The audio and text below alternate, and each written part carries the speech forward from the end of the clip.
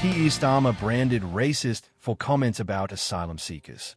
Prime Minister Keir Starmer's aggressive stance on immigration has ignited fierce debate, with critics accusing his government of prioritizing rhetoric over reform while others praise unprecedented deportation figures. At the heart of the storm, a record 24,000 individuals removed since Labour took power, coupled with a surge in channel crossings that has left the public divided. Subscribe to our channel to be the first to be notified anytime we drop a new video. Starmer's rhetoric at the Organised Immigration Crime Summit in London was unflinching.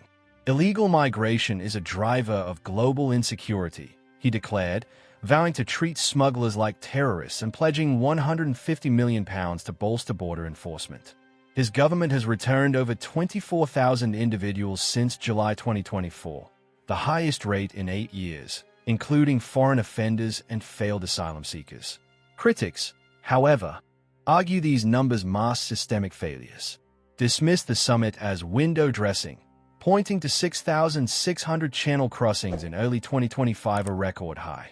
Labour's broken borders are a national crisis, he said. Shadow Justice Secretary Robert Jenrick, Conservative, echoed this, calling the Rwanda deportation scheme's cancellation a gimmick that emboldens smugglers. Starmer admitted inherited gaps in policing and intelligence allowed smugglers to thrive, but his critics question whether Labour's policies address root causes.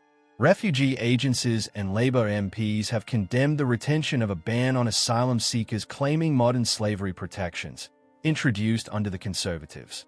This isn't about borders, it's about humanity, said Amnesty International UK's Steve Valdez-Simons. Meanwhile, Meta, X, and TikTok representatives joined the summit to discuss curbing online smuggling ads, a move welcomed by Home Secretary Yvette Cooper, who pledged £30 million for high-impact operations against trafficking networks. Outside Westminster, opinions are sharply split. Sarah Jones, a nurse in Kent, expressed frustration. Hospitals are stretched thin. Who's paying for this?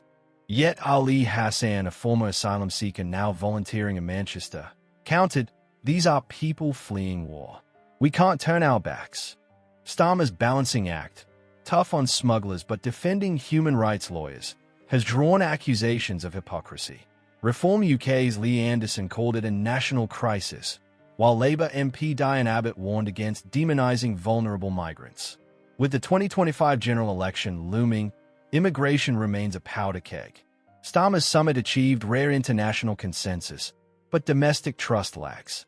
As channel crossings persist and deportation numbers rise, the question lingers, can Labour reconcile border security with compassion, or will this crisis define its legacy?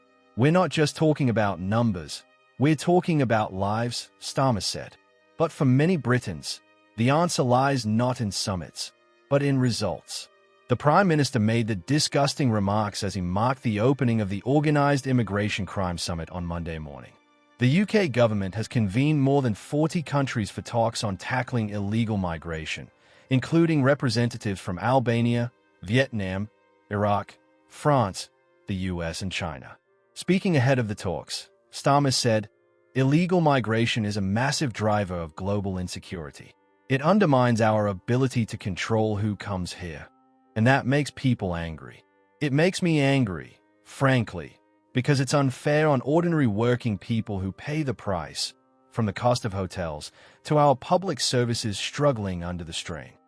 The UK government spent £3 billion on hotel accommodation for asylum seekers in the last financial year. Because there are so few legal routes by which to come to Britain, asylum seekers cross the English Channel in small boats, a method the government considers illegal. Starmer's comments drew sharp criticism from the Scottish Greens, who said asylum seekers were not to blame for the cost of living or housing crises.